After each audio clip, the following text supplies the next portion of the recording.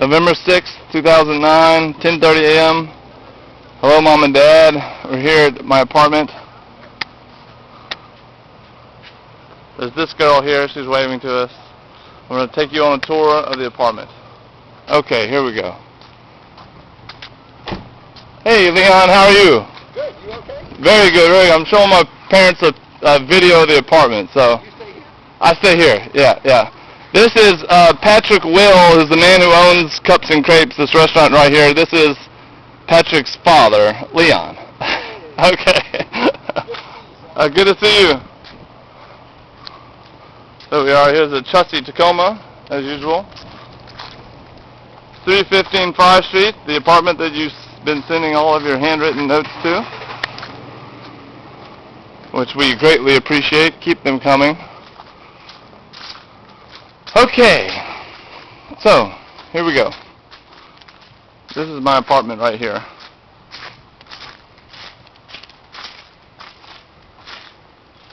This is my prayer area / smoking area, although soon to be no more. I'm quitting smoking soon. I know that y'all saw the nicotine patches on the table whenever I visited last, and I'm hoping to quit soon. So I'll close the door so you can...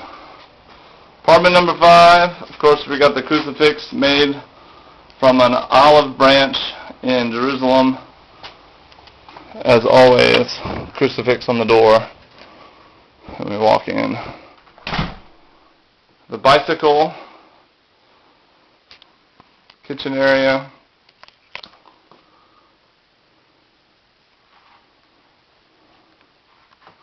The call of the wild. Hopefully, Dad, you and I will make it out there sooner rather than later. First pictures you see, the two of you.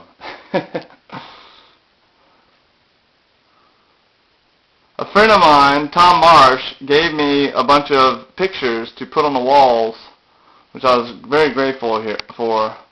This one was mine, The World Upside Down, that Jenny gave us for Christmas.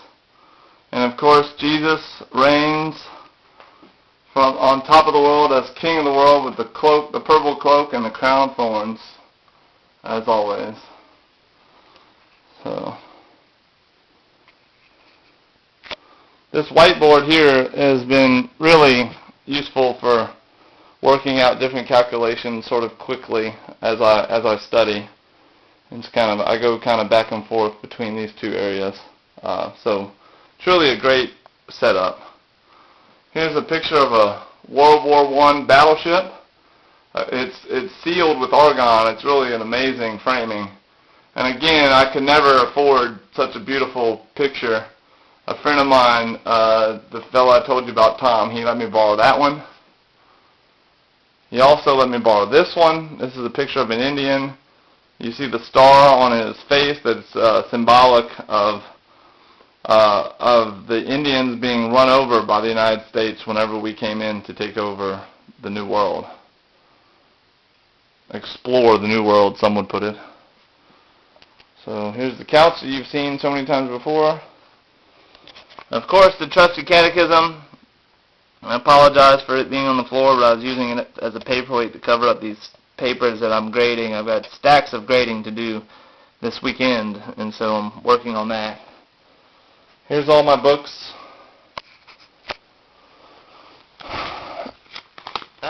Okay, moving along. So, moving to the back, we've got the kitchen area.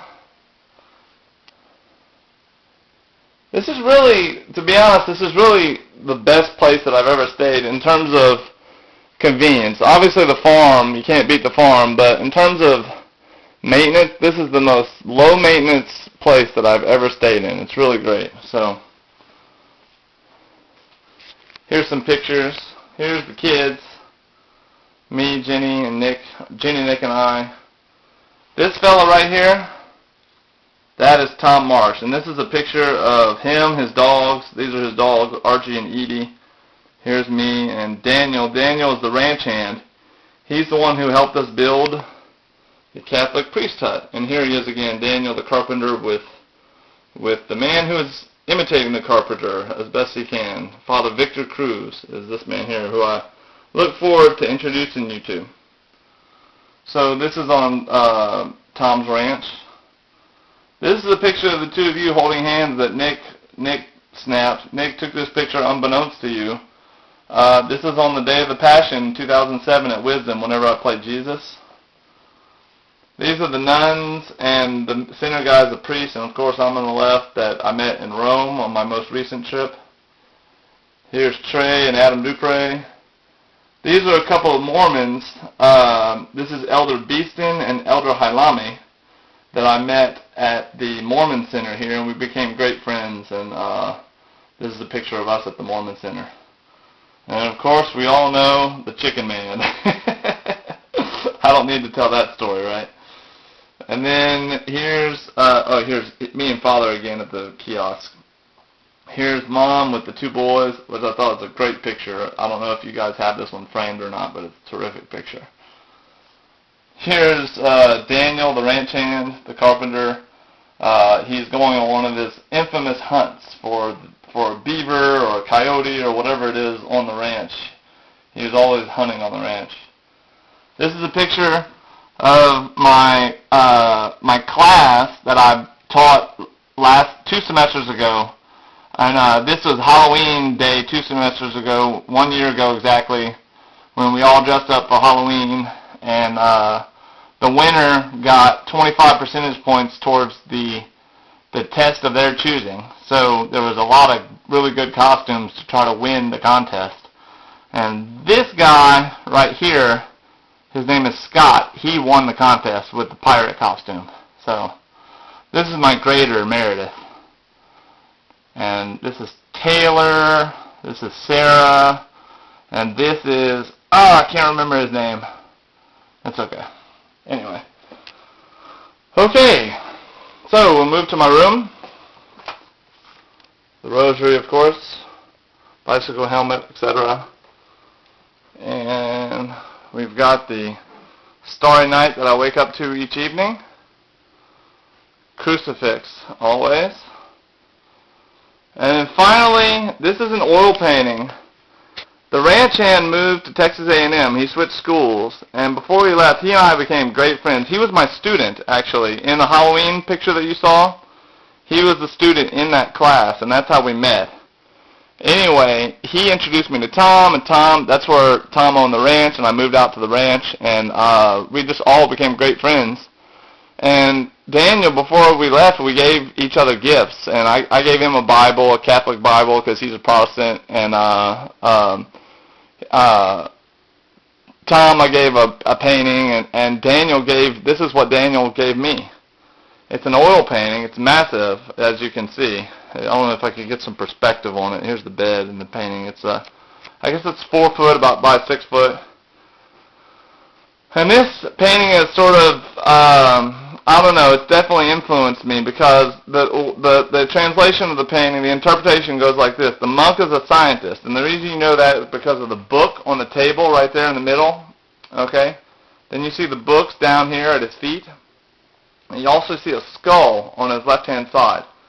So we think that the intention of the author is that, the intention of the painter that he was a scientist, and that his science only brought him death with the skull. But the heavens, the angels in heaven, speak to his heart. So that's sort of the interpretation of the painting. And as you probably noticed with me, that this painting has definitely influenced me in kind of not being interested in quantum mechanics and stuff and wanting to leave early. So, but you'll be happy to know that I am, barring some burning bush or a great sign from the heavens, I will stay in Denton and complete my PhD. So that is my final decision. This is the year of the priest. This year, 2009, is the year of the priest, and here's a priest. And priests are men of prayer, men of sacrifice, and men of service, and men of sacrifice. So it's kind of an inspirational poster. Here's an elephant, my favorite animals. Here's Jenny and Cole and Reagan before Grant was born. Here's Jenny and Reagan again. Here we are in the National Monument. Here we are at the Capitol. And here I am. Hello. Okay, I want to show you something. Here's my shower. You see that I've installed a curved shower rod so that it comes out. And then you'll notice the trusty shower head that I love so much. So, anyway, I just wanted to say hello. I just wanted to give you guys a tour of my apartment, and this is it. Okay, have a great day. Love y'all. Bye.